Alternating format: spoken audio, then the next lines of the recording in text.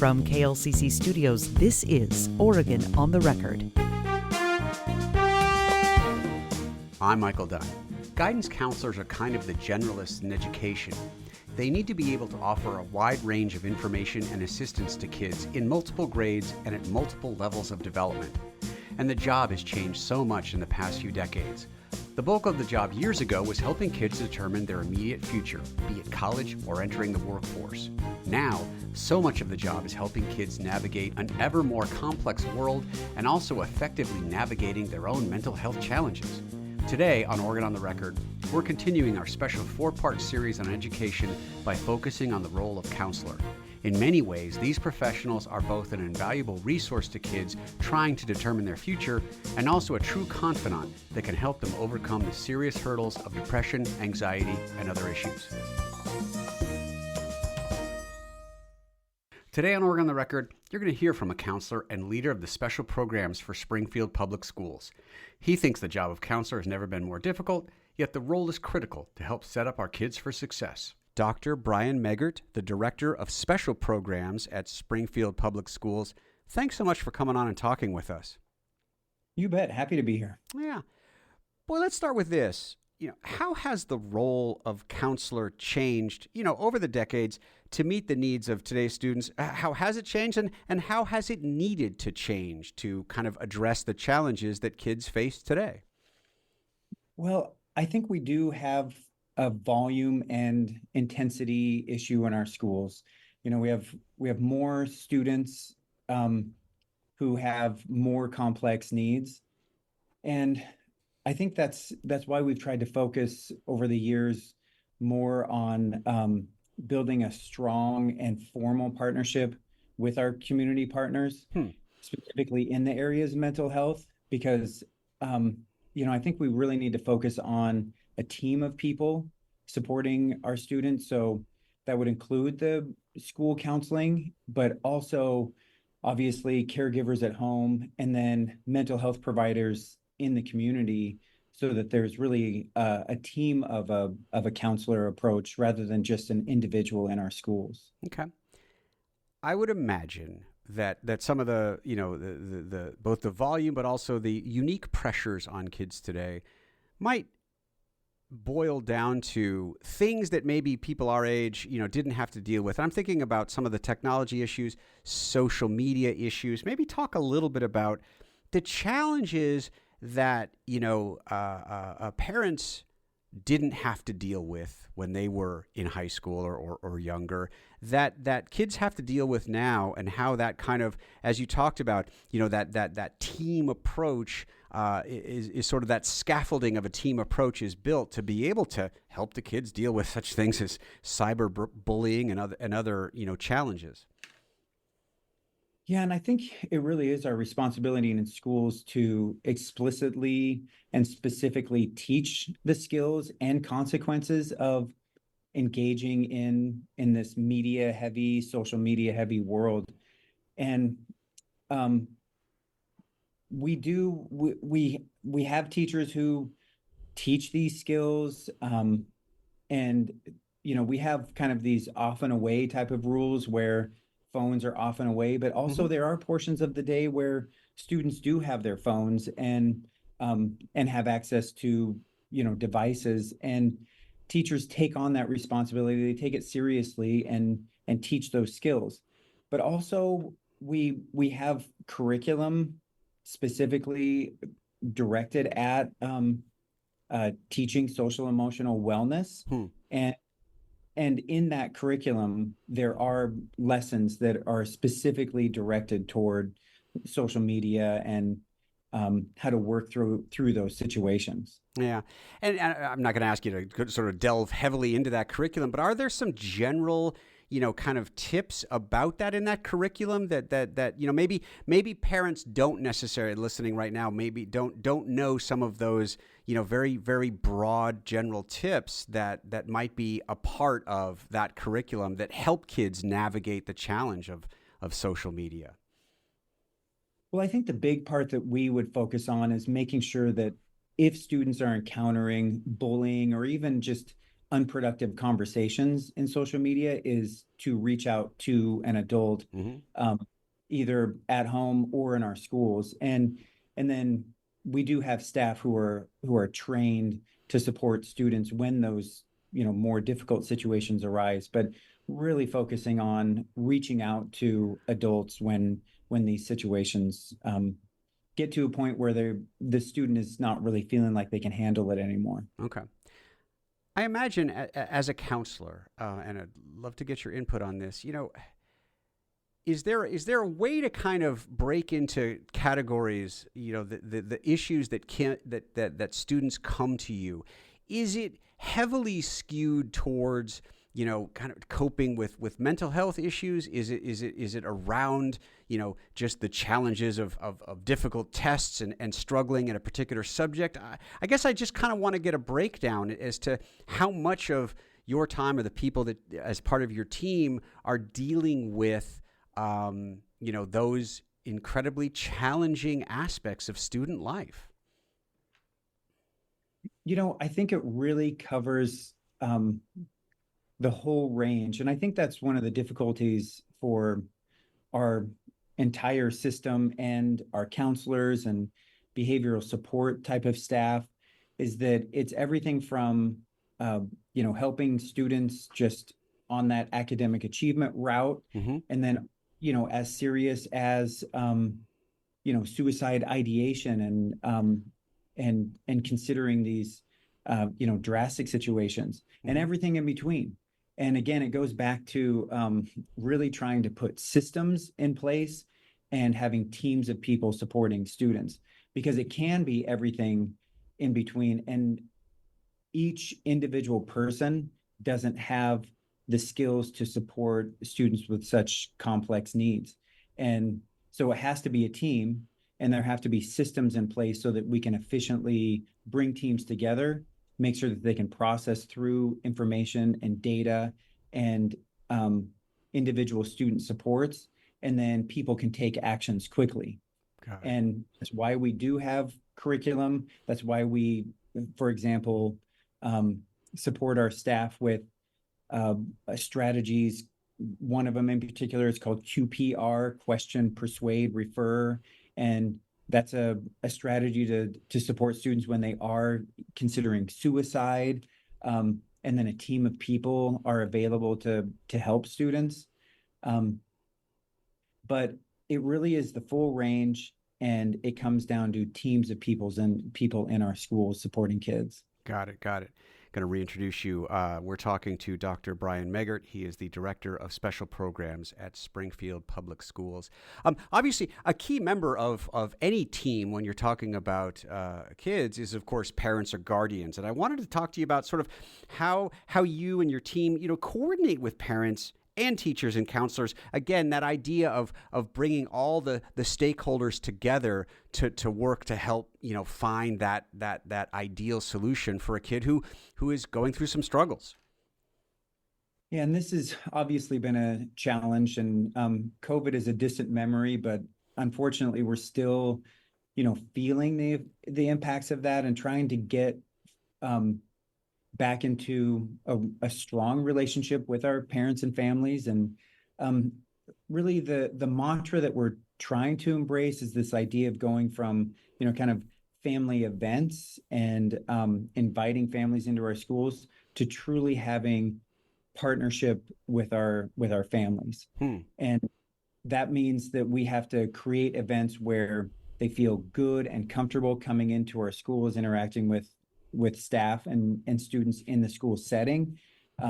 So we have some work to do to make sure that we have a welcoming environment and a reason for parents and families to have deeper, further engagement. And there are a lot of examples of just having these periodic events and then making them more robust and bringing in other community organizations. Of course, making sure that we have food there, because that's what draws us together and makes us feel more like a family. Sure. And so that's something that we're really working on to make sure that we have family partnerships. Yeah. Well, you brought up COVID, and I did want to check in with that because obviously, talk about something such a historic challenge for the education environment that we're still dealing with. And I guess my question to you is sort of, how much of that still lingers in terms of the work you do with students and overcoming challenges? If they're in high school now, they were in, junior high school or grade school, perhaps, kind of what is sort of the lasting challenge of COVID and perhaps, on the bright side, ways in which you've seen, both your team as well as students, overcome that historic challenge? Yeah, I think we do have some lingering academic challenges, and they're we have structures in place, and we've spent a lot of time in our offering educational opportunities in our summers, the last couple of summers, to make sure that students can you know gain those skills that they might have lost when there was not quite as much of instruction. And I think that's coming along. Um, Also, I will just note that in general, our students, our children are so resilient and they work through those issues. Um, but I think on that positive side, what you were getting at is that I think we have learned a lot about this. I think um, we have changes in our curriculum. It's not just a paper pencil what's sitting in front of you, and I think we have a lot more skills when it comes to multimedia approach to providing instruction and much more in-depth instruction, especially in the content areas. Um, but I think that's also a burgeoning place where we can continue to learn a lot about how we deliver instruction to our students, that it's more well received to this, kind of social media heavy generation that we have. So I think there's kind of that dynamic of students are ready to learn, they're ready to be in school, and teachers continue to learn those skills of how to best deliver information and skills to our students and the way that they receive information, and the way that they're attuned to accept that information and instruction. Got it. Got it. Brian, I had a chance to talk to some students earlier this week, and one of the things they, to a person, talked about is how important it was, whether it was a club or the band or some sporting team, that idea of finding a community within school, within the curriculum, the classes that you go to, something else that really seemed to be important to sort of, again, have that group to belong to. Talk a little bit about that from a counselor's perspective of how important, kids finding that special group that they feel a sense of belonging towards. Yeah, I think that's a big part of our responsibility, is to make a welcoming school environment. And I think it includes all of that, that belonging, welcoming to every student, regardless of what, category the student or others might think that student fits into. And, we try to set up systems generally utilizing the concepts of positive behavioral interventions and supports, PBIS. And, there's a lot of misunderstanding, I think, about what PBIS is and supposed to be. But the core tenet of it is that we need to set up a welcoming environment so that all students are not just okay with being in the school, but really happy to be there because they have these connections like you talked about. And so one of the things that we are really focused on at the middle and high school in particular, when we're talking about building a school culture, is having a representative group of students providing valuable input to the adults in the system about how it should be set up. And I think that's sometimes what we forget as adults, is that we have to make sure that we have a formal place, a formal forum where students can provide that input and that input is valued and actually utilized when setting up systems. Because kids, sometimes don't articulate it as well as adults want them to, but when you listen to the message, they have great input, and when we use their input, we have better systems in place and more welcoming schools. It's interesting. A lot of times when I'm talking to, you know, business people or nonprofit leaders or even governmental leaders, elected officials, that concept of culture is so important. Creating the right culture at a business or in a governmental structure. I want you to maybe expand upon what you talked about, that idea of developing a particular culture at a school, and the role that the kids have and how important that is towards their own success. I think when when adults embrace the idea of treating our students as a true voice and treating them as mature individuals and giving them that, like I said, kind of a formal structure and forum where they can express this on a regular basis, the students appreciate it and they rise to the occasion. I've seen it countless times where, you might have students who fit a profile that would traditionally be excluded from a group like that, where traditionally you would take, say, student leadership. And that's a particular demographic of student. But what we really want to do is expand that voice and make sure that every group is represented. And, a lot of times the groups where they often feel marginalized, and Mm-hmm. then you give them this formal voice in this formal setting with other adults where their input is documented and valued and then becomes part of the system, they love that. Yeah. And it adds value, and it really does improve the overall culture of the school. Yeah, yeah. Let me reintroduce you. I'm talking to Dr. Brian Meggert. He's the Director of Special Programs at Springfield Public Schools. It's interesting, as I'm hearing you talk, I'm thinking a lot of very forward thinking companies talk about creating culture that's not like a top down, meaning that it's a directive from the CEO. This is how the culture is going to be. It sounds like, what you're recommending is kind of a good blend of, yes, of course, the adults have to dictate certain things, but this idea of kind of bottom up culture building at school is important. Did I get that right?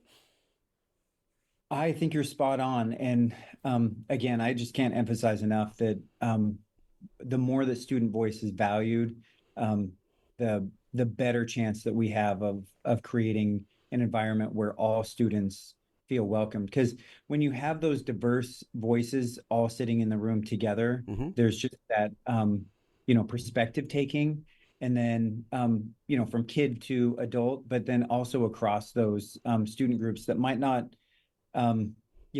interact unless they're brought together in this other forum. And I think you're right. Obviously we have rules that have to be in place. We have to um, make sure that the core tenets of a school are still in place, but Mm-hmm. um, students are interested in that too. They want structure, um, and I think the more that the adults and students work together in a real, genuine way, you're right. The better culture we will have. Yeah, yeah. Doctor, my last question for you is really this: just kind of, what what are things that you feel very positive about in terms of counseling, but also just sort of the way in which, education is going and the way in which our kids are, overcoming challenges and still, not just making it through, but thriving. We have a lot of things that we have to figure out, but I just I always go back to how resilient children are, um, and also we have students who have access to more information and knowledge than ever before. And I think that, focusing on this resiliency is important, but also I think we're just destined for excellence because this generation of student, like I said, has so much access to information in real time.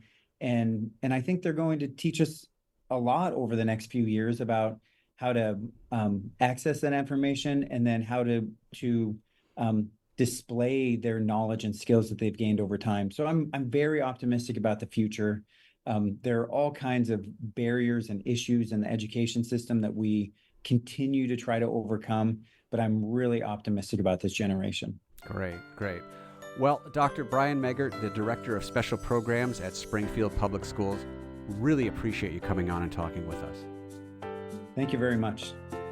That's our show for today, and part 3 of our series on the challenges of school that we're airing this week.